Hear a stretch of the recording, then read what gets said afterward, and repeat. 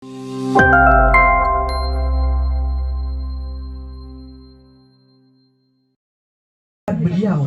iya kalau amalnya sebesar beliau, iya kalau dakwahnya sekencang beliau. Tapi kalau tidak, siapkah kita kemudian dipanggil kapan saja? Suatu ketika sahabat bertanya, "Mata sa'ah ya Rasulullah?" Kapan hari kiamat? Kata sahabat, "Wahai Rasul, supaya kami bisa bersiap-siap, bagaimana kamu mempersiapkan diri untuk menyambut kiamat? Tapi yang paling penting, apa yang kamu sudah persiapkan untuk kematian?" Pertanyaannya, kita akan masuk 2024, kita sudah siap kalau misalnya malam tahun 2024 kuota waktu kita habis bersamaan dengan tahun baru. Sinyal yang kita pakai hanya kompas. Itu setiap saat itu akan tahun yang akan datang. Yang ketiga adalah bahwa refleksi akhir tahun ini menyadarkan kepada kita bahwa segala sesuatu itu ada akhirnya. Siang ada akhirnya sampai tenggelamnya matahari. Malam ada akhirnya. Tahun pun ada akhirnya. Termasuk diri kita ada akhirnya. Baik, terima kasih. Bismillahirrahmanirrahim. Assalamualaikum warahmatullahi wabarakatuh. Bismillahirrahmanirrahim. La hawla wa la quwwata illa billah. Rabbi shrah li sadri wa yassir li amri wahlul 'uqdatam min lisani yafqahu qawli. Rabbi zidna ilman warzuqna fahman. Qala Allah Ta'ala fi Qur'anil Karim, a'udzu billahi minasyaitonir rajim. Bismillahirrahmanirrahim. Ya ayuhan nasu kulu mimma fil ardi halalan thayyiban wa la tattabi'u khutuwati syaitan innahu lakum aduwwun mubin. Shadaqallahul azim. Al-Mukarram Kiai Mahbubi, Pak Dr. Mahbubi, mohon izin tuan rumah Ibu Yuliasih dan Pak Fajri, mohon izin ini. Kemudian Ketua PCI NU Ibu Handayani, Ibu Heti, ya, Fatayat maksudnya, Fatayat. Ustadz Latif, mohon izin. Ibu bapak sekalian, para masyaikh, para ustadz dan ustazah. Pertama-tama mari kita bersyukur kehadirat Allah Subhanahu wa taala atas perkenannya. Tanpa merencanakan sebelumnya, rahasia Allah itu memang luar biasa. Seperti tadi rahasia kematian ya. Tanpa ada rencana tiba-tiba saya tiba di sini. Bayangkan Brunei dan Pandeglang itu sangat jauh, tapi karena Allah sudah mentakdirkan kita jumpa di sini. Saya tidak pernah membayangkan bahwa saya bisa bersilaturahim dengan para ustazah, para ustadz, para kiai, para alim ulama yang ada di sini. Ternyata malam ini kita ditakdirkan bertemu di sini.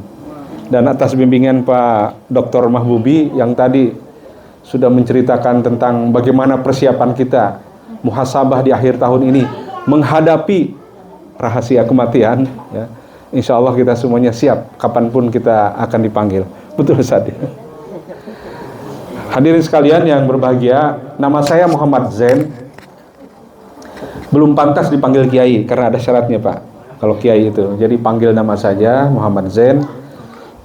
Saya bersama teman-teman dari Kementerian Agama, ada Pak Bisma Khairul Fadil dan Ibu Rofika. Tadi ada di sini, sedang keluar sebentar.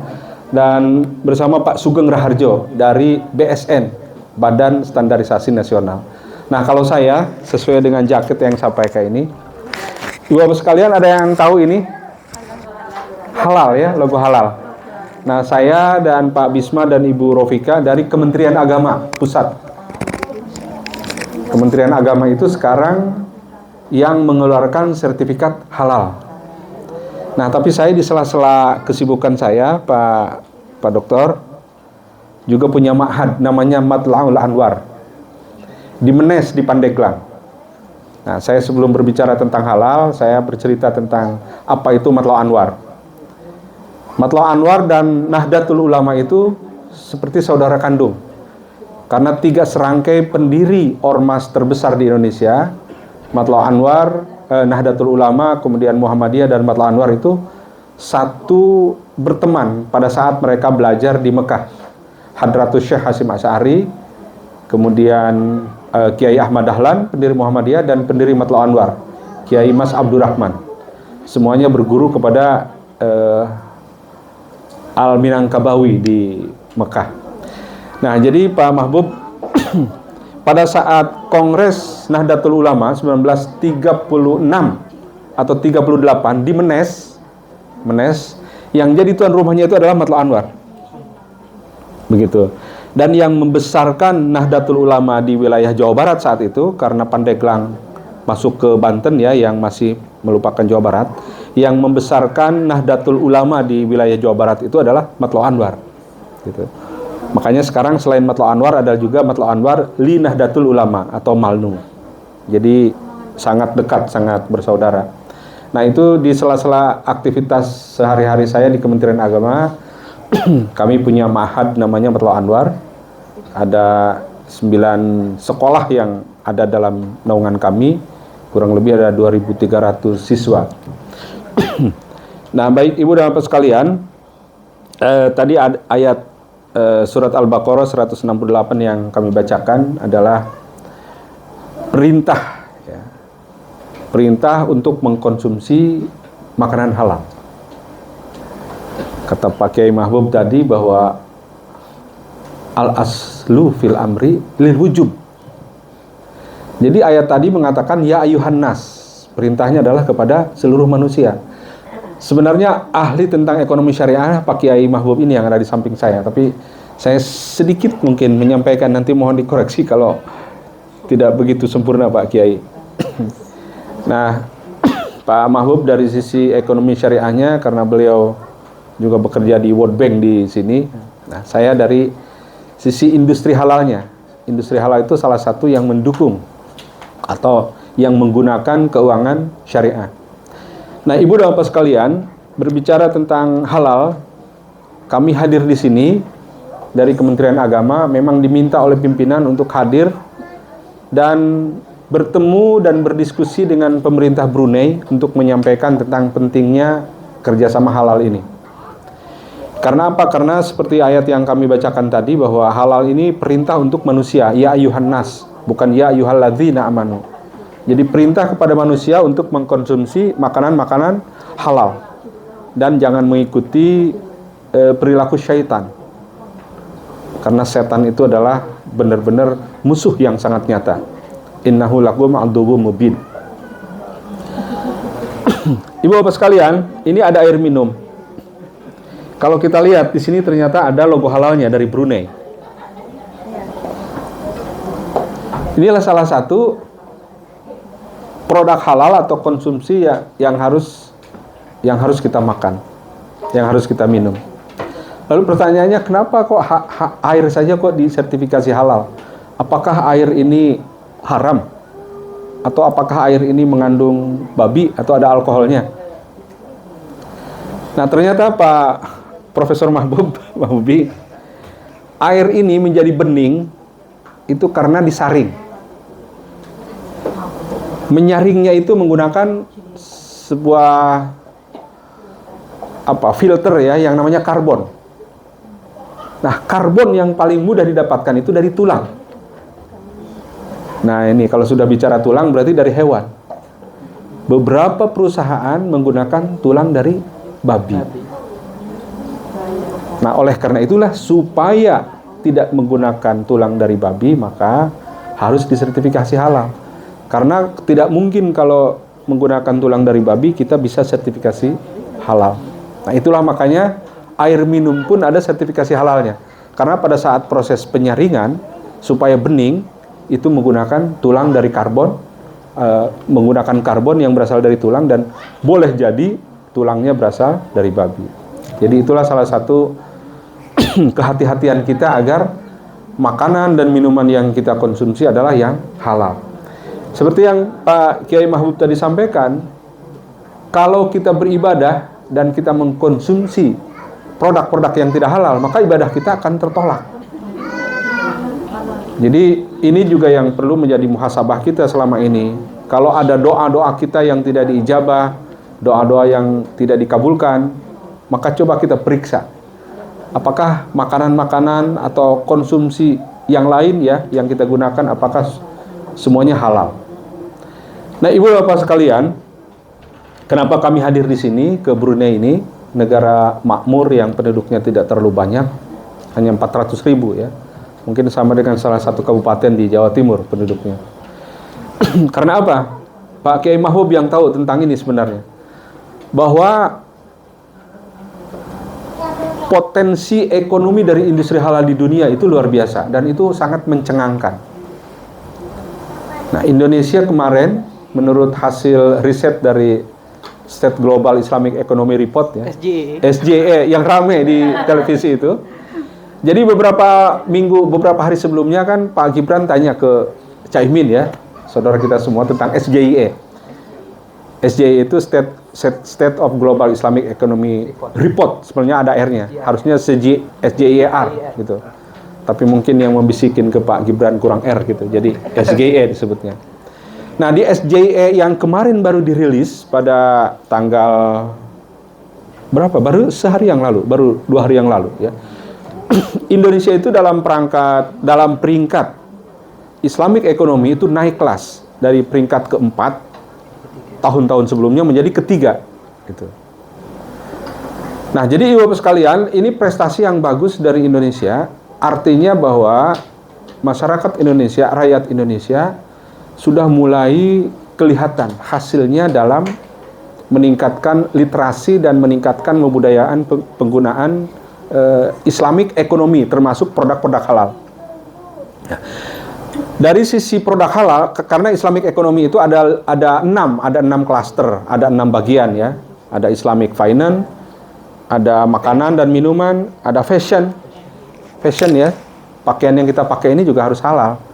Karena bersentuhan dengan badan kita, kalau mengandung unsur-unsur yang tidak halal, maka ibadah kita bisa tertolak. Cincin yang ibu pakai, jilbab yang ibu pakai, kaos kaki, semua apa yang melekat di tubuh kita ini disebut sebagai barang gunaan ya, dan itu juga harus halal. Kita menggunakan sepatu kulit.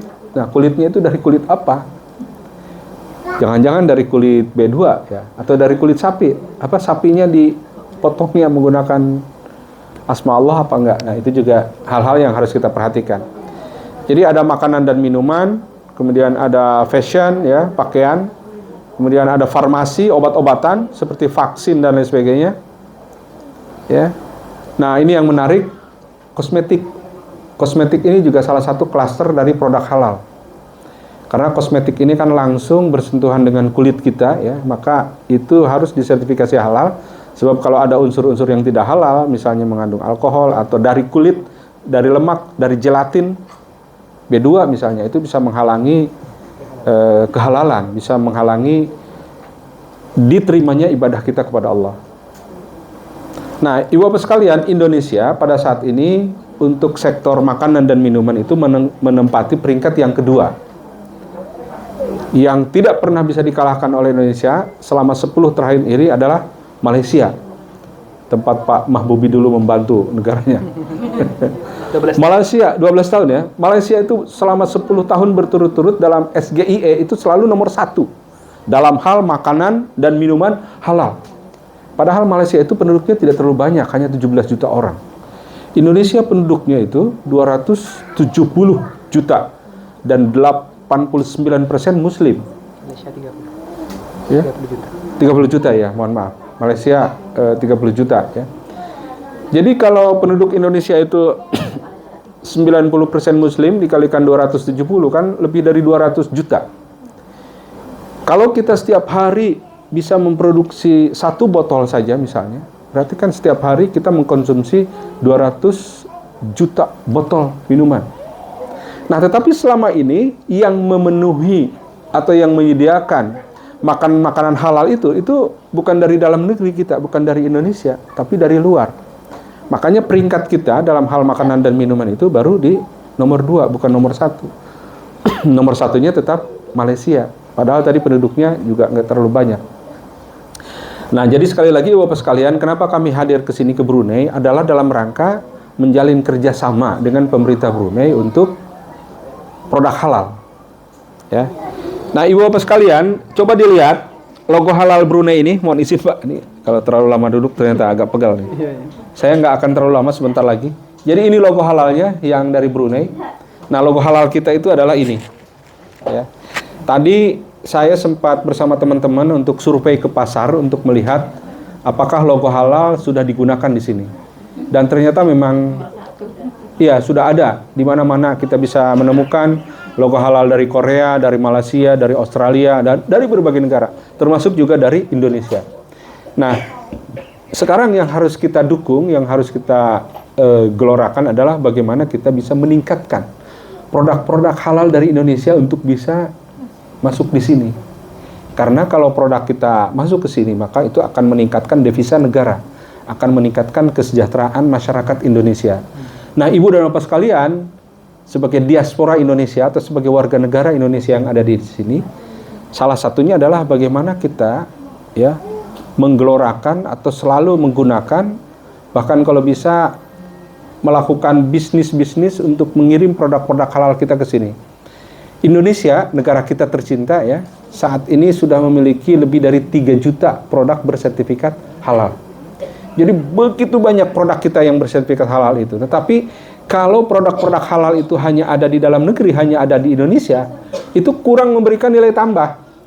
Karenanya Ibu dan Bapak sekalian akan sangat membantu sekali kepada pemerintah kita meningkatkan kesejahteraan ekonomi apabila produk-produk halal yang ada di negara kita itu bisa kita bawa ke sini, bisa kita ekspor ke Brunei. Gitu. Kalau bisa kita bisa menyaingi Malaysia misalnya. Ya. Kalau itu bisa dilakukan, maka peringkat kita, Pak, mungkin tahun depan bisa jadi dalam hal makanan ya, bisa jadi peringkat 1, kemudian dari skornya SGIE mungkin bisa naik lagi, bisa nomor 2 atau bahkan nomor 1. Jadi ada peran Ibu dan Bapak sekalian di situ untuk bisa meningkatkan rekor Indonesia dalam hal State Global Islamic Economy Report, yaitu dengan cara bagaimana agar produk-produk halal kita yang ada di Indonesia yang jumlahnya sangat banyak tersebut bisa kita jual, bisa kita ekspor ke berbagai negara. Tadi saya mampir ke restoran apa namanya itu Pak Bisma, restoran tadi kita makan Indonesia. Yang punya orang Indonesia Pak, Sariwangi. Sariwangi ya, Ya. Sari Rasa, Aneka rasa. Aneka Rasa ya, Malaysia ada. Malaysia ya. Indonesia. Malaysia ada. Itu pasar Malaysia. Oh, tapi bukan Aneka Rasa berarti. Yang tadi pagi tadi makan siang itu. Nah itu hampir Soleha, maaf ya, Soleha ya. Jadi banyak sekali di sana makanan-makanan itu yang dari Indonesia yang sudah bersertifikat halal, bahkan kerupuk, emping gitu. Kopi. Nah, kita harus lebih memperbanyak di sini. Jadi selain nanti akan meningkatkan ibadah kita, karena apa? Ibadah kita adalah melaksanakan ayat tadi yang saya bacakan di awal, surat Al-Baqarah 168. Kulu mimma fil ardi halalan thayyiba. Jadi kalau kita semakin banyak menyiapkan makan-makanan halal untuk masyarakat, maka pahala kita juga akan semakin banyak. Dan saat bersamaan kita juga memperoleh keuntungan, ya, karena kita berbisnis. Nah, kami melihat bahwa produk-produk Indonesia belum begitu banyak di sini. Hanya terbatas baru ke makanan. Padahal seperti saya sampaikan tadi, halal itu bukan hanya makanan. Ada kosmetik, ada obat-obatan, ya, ada pakaian. Misalnya Wardah begitu. Wardah itu sudah masuk dalam salah satu produk global, ya, dari 30, kemarin ada riset dari Dinar Standar, 30 perusahaan yang paling besar memproduksi produk halal itu 15 dari Indonesia. Termasuk salah satunya adalah Wardah. Perusahaannya namanya Paragon, ya, yang memproduksi produk-produk halal. Nah, jadi kita di sini yang ada di Brunei ini harus berupaya untuk memperbanyak produk-produk halal Indonesia yang bisa dijual di sini, sehingga selain meningkatkan perekonomian kita, pada saat bersamaan juga menambah nilai ibadah kita. Karena apa tadi? Melaksanakan perintah surat Al-Baqarah 168. Sekali lagi ya, bahwa surat Al-Baqarah itu kan perintah. Kulu mimma fil ardi halalan thayyiba. Padahal kata Ustadz kita, al-aslu fil amri lil wujub. Jadi kalau namanya perintah itu wajib gitu. Nah, jadi kita membantu orang lain selain tentu kita sendiri untuk mengkonsumsi produk halal, maka ini adalah bagian dari ibadah. Mudah-mudahan nanti ibadah kita selain ibadah-ibadah mahdah ya, yang selama ini kita laksanakan, sholat, puasa, zakat, dan lain sebagainya, dengan cara menyediakan makanan-makanan halal untuk masyarakat yang lebih banyak, untuk semua manusia di dunia ini, maka nilai ibadah kita meningkat dan sekaligus pada saat bersamaan ekonomi kita juga meningkat. Barangkali itu Ibu-Bapak sekalian, mohon maaf sekali lagi, sebenarnya saya tidak pandai berbicara, sangat apalagi berbicara di depan para kiai, para tokoh, para ustazah seperti ini. Jadi mohon maaf kalau ada hal-hal yang kurang berkenan atau mungkin tidak tepat, kurang fasih dan lain sebagainya. Demikian, wallahul muwaffiq ila aqwamit thoriq. Hadanallahu wa iyyakum ila siratal mustaqim. Wassalamualaikum warahmatullahi wabarakatuh. Waalaikumsalam warahmatullahi wabarakatuh. Satu dua ya. Sebelum disambung sama MC, sebelumnya mohon izin. Alhamdulillah, terima kasih kepada Kiai Haji Muhammad Jem yang mana telah berkenan melawat kami, kalau bahasa Bruneinya, mengunjungi kami, emak-emak dari Indonesia, ini asli Indonesia yang sedang mengais rezeki di negeri Brunei. Dan terima kasih banyak Kiai. Dan ini merupakan berkah buat kita semua ya ibu-ibu ya. Karena beliau telah memberikan sharing ilmunya untuk kita semua yang insya Allah bermanfaat, membantu kita untuk lebih baik lagi. Dan juga mohon maaf Kiai apabila sambutan dari kami sangat kurang dari kata sempurna, mohon maaf yang besar. Terima kasih atas kehadiran Kiai bersama rombongan. Amin. Kiai, untuk menanggapi yang saya sampaikan, untuk kontribusi kami kiranya diperlukan, insya Allah kami siap, teman-teman dari Fatayat dan Muslimat. Dan juga di sebelah Kiai beliau Ibu Haji Asmayanti, beliau adalah Ketua IPMI, Ikatan Pengusaha Muslimat Indonesia, yang keberadaannya di seluruh negara. Banyak produk halalnya ya? Ada di mana saja Bu? Di semua negeri ada ya Bu ya. Nah sekiranya ya, kami dirangkul bagaimana, mohon dulu ya insya Allah siap apa yang mesti kami buat untuk mensukseskan program halal ini untuk mengembangkan budaya. Insya Allah kami siap dari semangat saya Muslimat BKIAU dan juga dari Ikatan Pengusaha Muslimat Indonesia yang di Ketua Indonesia. Beliau juga pembina kami di Muslim. Sekali lagi terima kasih. Dan seterusnya kami kembalikan kepada Wasina Allah Mbak Fatimah. Boleh ya?